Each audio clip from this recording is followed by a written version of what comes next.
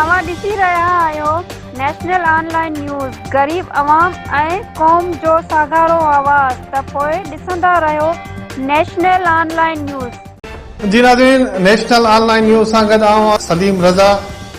पेश आहिनि हिन वक़्त जूं अहम ख़बरूं।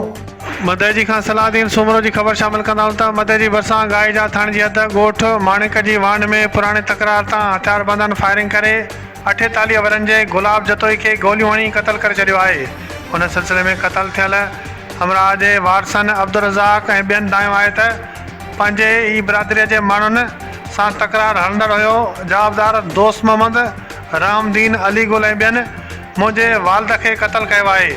ॿिए तरफ़ पुलिस मौक़िफ़ ॾींदे ॿुधायो आहे त जतोई बिरादरी जे ॿिनि धुरनि में हलंदड़ तकरार तां वाक़ियो पेश आयो आहे, जंहिंमें हिकु ॼणो गुलाब जतोई क़तल थियो आहे।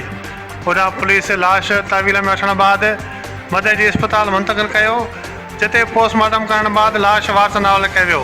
जंहिं बाद वारस लाश ॻोठ खणाए विया। लाश घर पहुचण ते घर में रोड राड़ो पइजी वियो।